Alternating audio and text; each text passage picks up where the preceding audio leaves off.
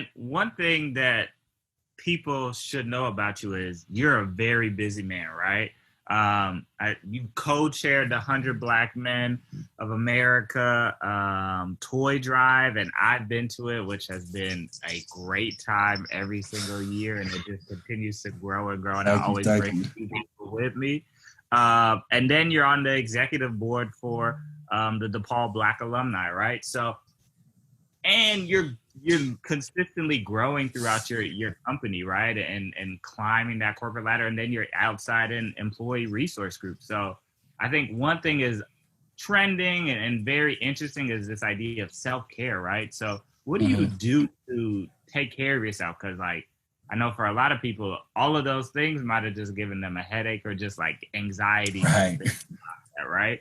So what do you do in that space? Yeah, so I have to give credit where credit is due. So my girlfriend actually has, from day one, always pushed wellness in general. So like eating right, being active, make sure you're getting adequate amounts of sleep, making sure you're going to the doctor at least once a year, or going to a doctor that can provide you the type of robust care that you need so you can know what's going on with your body. So in 2020, and Mo, I've talked to you about this, I started going to therapy. And initially I got hit with a roadblock because I was like, man, I got this type of insurance coverage. I can't afford this dude that I want to go to. But then Mo was like, well, there's a sliding scale option. And I was like, yeah, like, let me not try to talk myself out of this. Let me take it seriously and see how it goes. And quite honestly, therapy and more recently journaling has how I've been taking care of myself. And I've now developed a mindset that if anything impacts my wellness or my diet, my activity level, my motivation, my sleeping pattern, it needs to be addressed, whether it's anxiety, whether it's me being overwhelmed, or me being in an emotional, vulnerable spot just from what's happening around us. It has to be discussed. And coping mechanisms need to be identified. Definitely. And with self-care, I think one thing that's interesting, and I don't know if you've done this analysis, but do you think you're able to navigate your career a lot smoother since you've implemented these new tools, or would you say it's kind of the same as you were before? Yeah, I would say there's been a moderate difference in between how I handled the stress of career pre-therapy versus now. Like a lot of stuff that my coworkers will get worked up about, I won't say I don't care, but like it just doesn't. I just know that like it's not my cross to bear, right? Like at some point, like I've exhausted my energy. I've done what I can do. I've controlled what I can control, and so outside of that, I don't get worked up about it. During the project I was just telling you about, as you can imagine, there were tons of roadblocks. We had to learn a new work stream management methodology, which is called Agile, which I won't get into. But that was different for us, so it felt weird.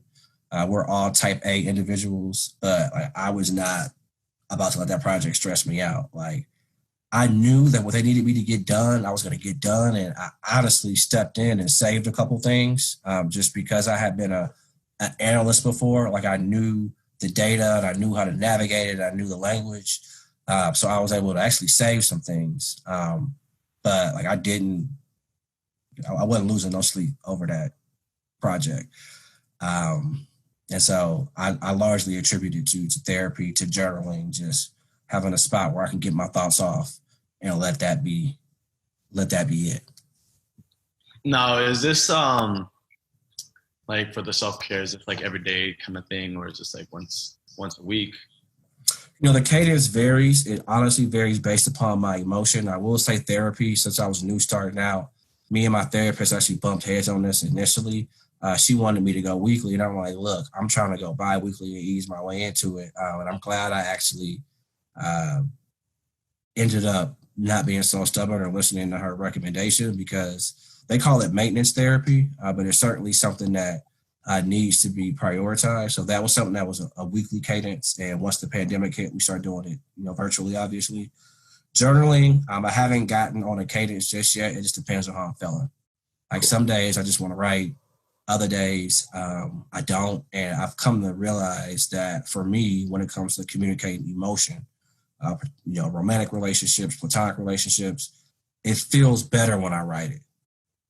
So I can get my thought off uninterrupted. I can express myself. I can leverage some creativity. Whereas in person, there's more distractions. There's the TV on. How's their body language? What's their tone like? Like you're trying to decipher how they're interpreting the message versus when you're writing it. Again, you're just getting your thoughts off. So that's been really helpful for me. But I also do want to get better at the verbal expression as well.